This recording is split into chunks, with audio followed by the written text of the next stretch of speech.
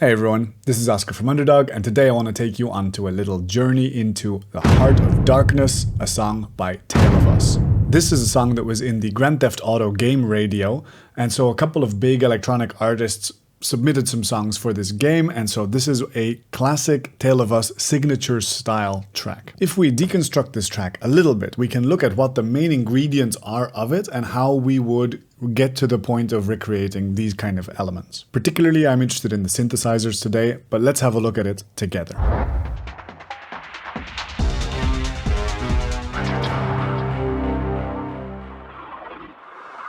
Before we go any further, like the video, subscribe to the channel, and consider signing up for one of our classes on underdog.brussels. We're an online music school, not just a YouTube channel. Okay, so a quick refresher of what we're going to make is this.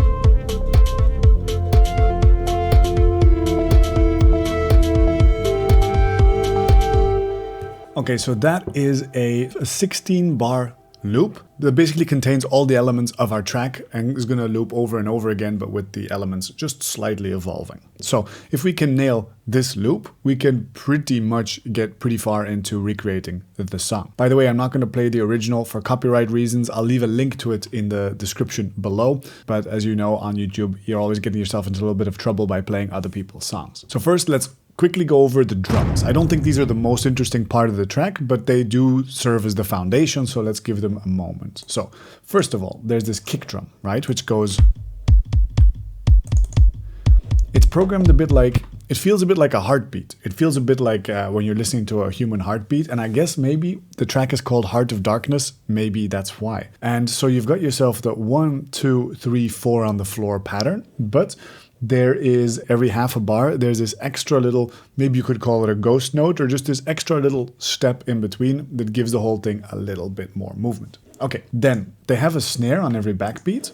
They have a very beautiful wooden snare. Mine is not the best approximation of it, but I'm trying, so here we go.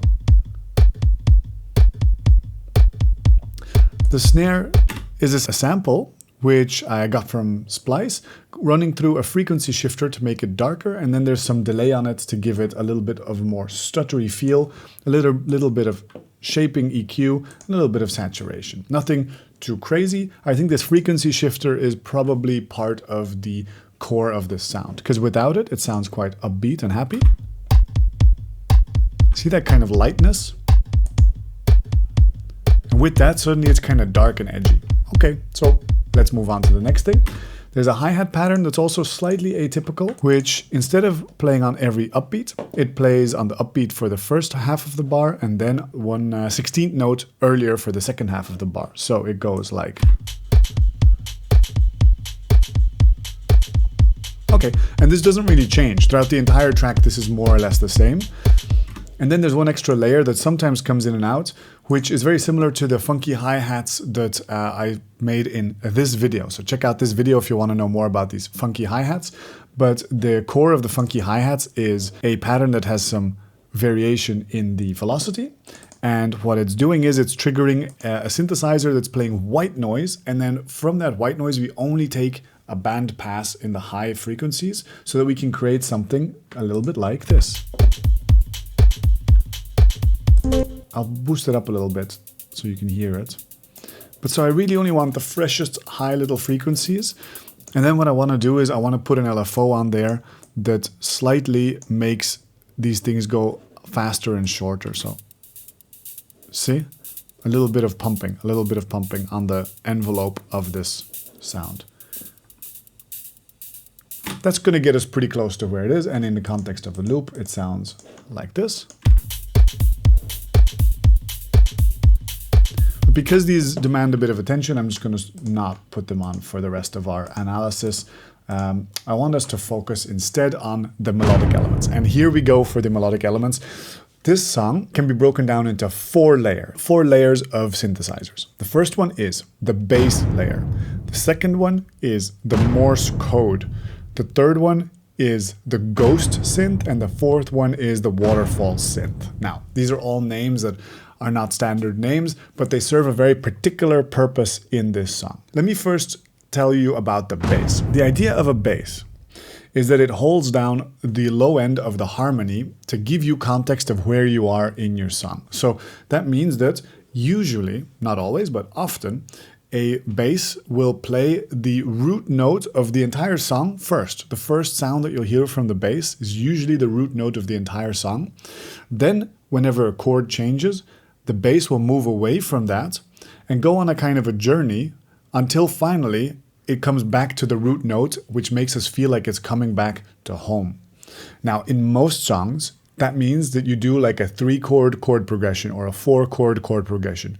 The bass starts at home, then it leaves home and it goes off on an adventure for like 3 bars or something, and then comes back home on the 4th bar. Now, this is a rule that they break in this song.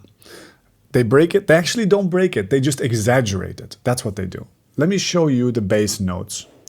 This is a 16-bar chord progression. We can barely talk about chords at this point, but it's a 16-bar progression in the bass. What that means is that every bar, the bass plays a new note and it sustains there. It's kind of a Reese bass line, you know, one of those like drum and bass, 2 detuned saws kind of bass line with a low pass filter on it, which creates this kind of a very thick low end. And what we have is we have a song that is in A, and that's the home position. And then it starts to go off on this journey and it goes up. You can kind of see the arrow going up and then down and then up, and it hits the high A, which is an octave up. And then it just keeps meandering around here in no particular shape. It's just always on the move. It's always going up or going down, but it never comes back to the A until at the very end, boom, when we loop around, we finally come home. So it's kind of like, you know, it's Lord of the Rings. We start in the Shire, then we go off and we go to Isengard and we go to all the different places. We slay the dragon, throw the ring into the volcano, and then finally come back around, back home, and home is where safety is. So in most compositions that you'll see me do 3-chord chord progressions, 4-chord chord progressions, and in this case, a 16-chord chord progression, which is pretty epic. Let me play just the bass for these bars, so just so you can feel how we start at home, then we go off, and then finally when it loops back around, you're gonna feel like that feeling of coming home again. So let's do that.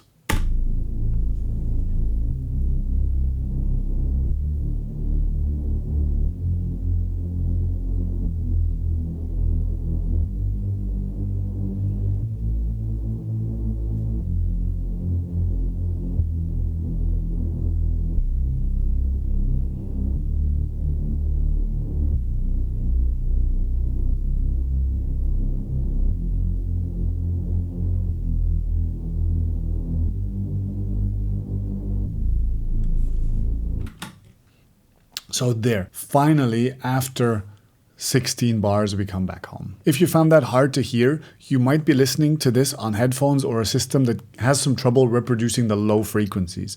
That might be fine for watching YouTube or doing something like that, but if you find that things like this are hard to hear on your sound system and you're trying to make music on your sound system, do be careful and maybe figure out a way that you can also hear the low end like this, either through some good headphones or some good monitors. Now, synthesizer number 2 of the Tale of Us formula. Now, every single song in this genre, in Tale of Us's tracks or adjacent artists, has something that you could probably call the Morse code sound. And all that is a super stable synthesizer that's playing one note in a rhythmical fashion. And it creates a counterpoint against all the other moving layers and gives us a sense of centeredness, of stability, of home again. And it's no coincidence, whenever we talk about balancing things, giving it more stability, that it's playing the root note of the track, which is A. Now, let me show you the pattern of the Morse code. There we go. 1, 2, 3, 4, 1, 2, 3, 4. Every 8th note. And it's being played, in this case, by a silent, where I've just found myself a nice preset that sounded good. And what I've done is I've mapped some parameters so that instead of trying to make new notes in this to give energy, what I do is I increase the release and the cutoff of this element to inject energy into the track. Let me show you this element in itself, also with the automation right there. So here we go.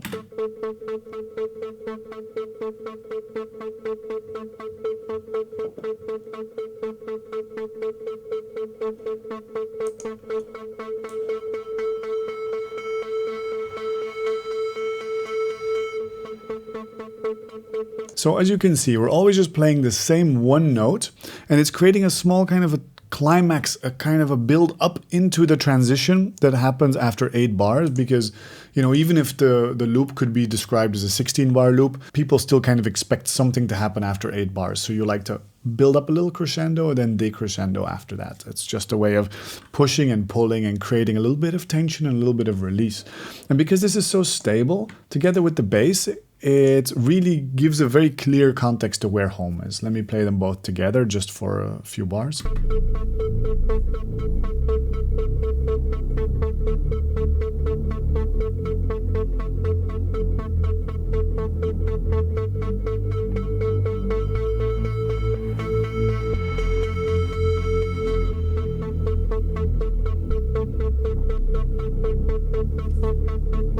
There we go. So together they complement each other very nicely, and it's actually easy to forget about these Morse code elements because they're so stable. They don't attract that much attention to themselves, even though they're very prominent in the reference track. Let's say these are the two synthesizers that give the context to our music. Now there is something that I like to call the ghost synthesizer. And it's a synthesizer that's playing this pattern that's going do do do do do do do. And what it's doing is it's playing something that sounds like a polymeter of a dotted eighth note or 3/16th notes. So what does that really mean? Well, it sounds to me like an arpeggiator is playing over this bass pattern, going note, note, note, note, note, note, and then whenever the bass pattern changes to the next chord, the arpeggiator does not reset and it just continues on its polymeter over that. Now, because Ableton's arpeggiator doesn't easily allow you to do dotted notes, what I've done is instead I'm using Cthulhu. And Cthulhu is just an advanced arpeggiator. It does the same as Ableton's ARP, and we're not trying to do something very complicated, but it just has one feature that Ableton's doesn't have. So this is why I'm using it here. And so what I'm doing is I've copied the entire bass line up an octave. So I just did Control-C, Control-V, boom, and I brought it up one octave. So we've got one A here and another A here. And so what this is going to do is it's going to create a pattern that goes down, up, down, up, down, up, down, up. Check this out.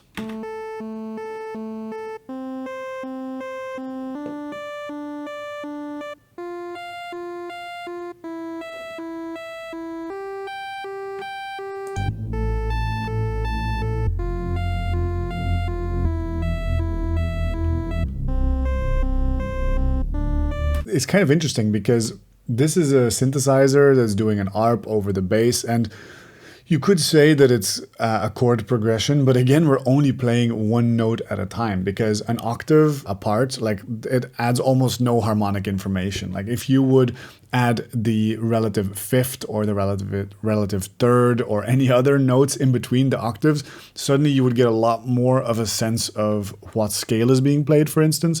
But in this case, it's very sparse, and I think that's part of the aesthetic, is to be very sparse. And so these notes, what I did was I sampled them out, so you can actually resample the MIDI notes from Cthulhu into a separate MIDI track just by routing it like this here in the in and out settings. You just set it there, you set it there, and you go record. And so it generates a pattern that looks a bit like this.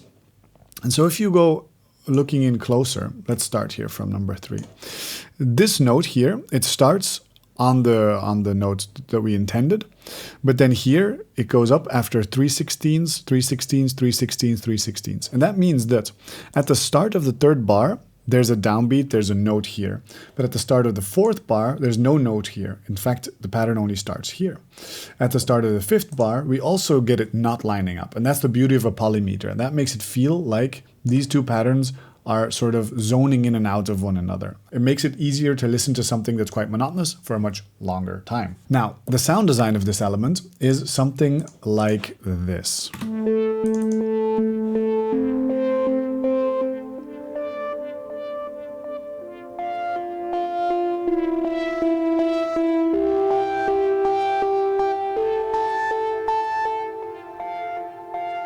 So two of the main features that I thought of while designing this was, first of all, I wanted a sound that had a long attack time that sometimes could be more plucky and sometimes could be more like such a long attack time that it feels like it's almost moving backwards. Then the second part is that sometimes the sound thins out really until it almost disappears, but it thins out from the bottom up, so the low frequencies feel like they get scooped out until only the top frequencies stay. And so that I'm doing with an auto filter.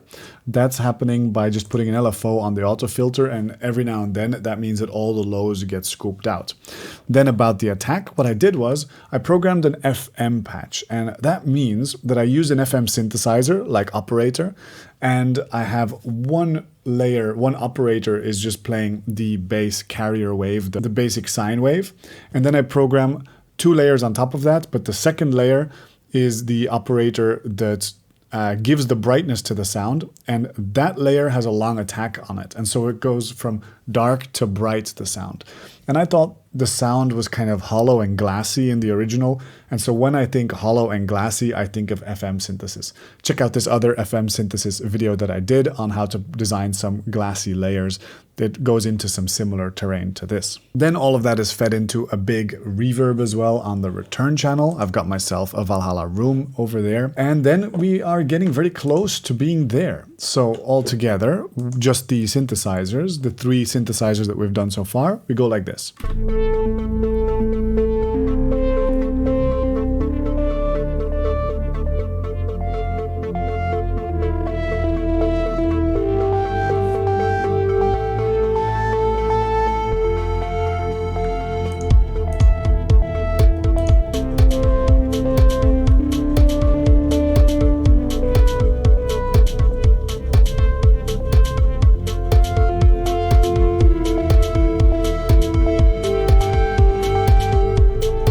So these layers, they can start small, they can get bigger, they can crescendo, they can decrescendo. You can stretch these to make the entire song work. And that's pretty much what they did. They don't have much else than these layers playing all together to keep things interesting. And so really the whole track is an exercise in minimalism. Now, even in such a minimalist track, they do have one element of spice that they throw in every now and then to kind of catch you off guard.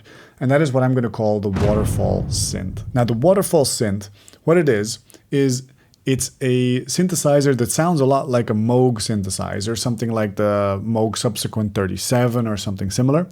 And it's being played in a way where it's just a splash of notes that happens every now and then. It's not a riff that gets repeated over and over. There's no such thing as ostinato used here, no insistence, no repetition. Each time it's being played, it's unique.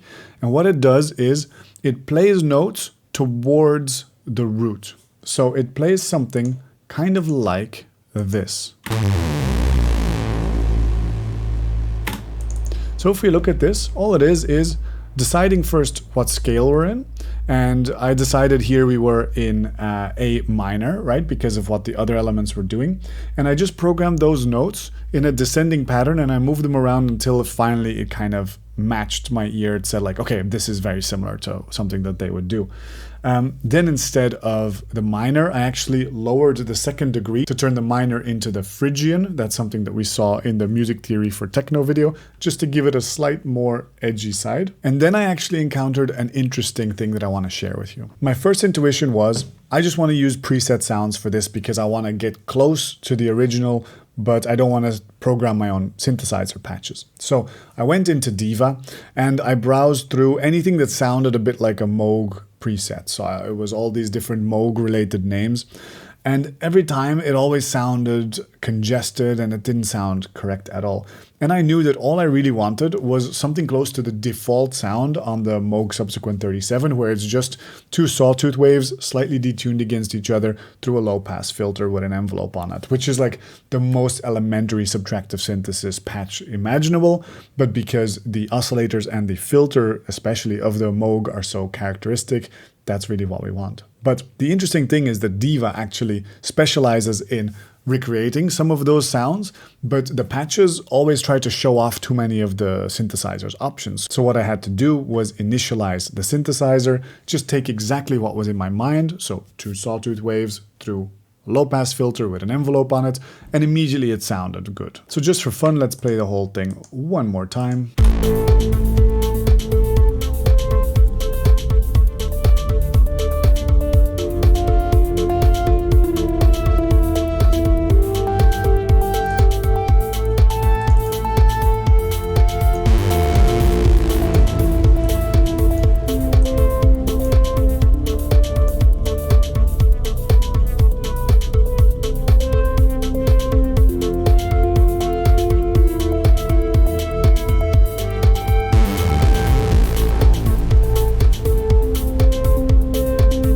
For me, one of the biggest takeaways was with just 4 layers of synths and a lot of attention to detail, you can create a series of elements that work for an entire song. You don't need to always keep adding more and more synthesizers. You just need to program the ones that you have in the most subtle and delicate way possible and spend a lot of time on getting the feeling and emotion of them right. And that's what Tale of Us do so beautifully, and that's why their music resonates with so many people. Have a look at some of our other deconstructions over here. And until next time, stay producing, be good to one another, and bye-bye.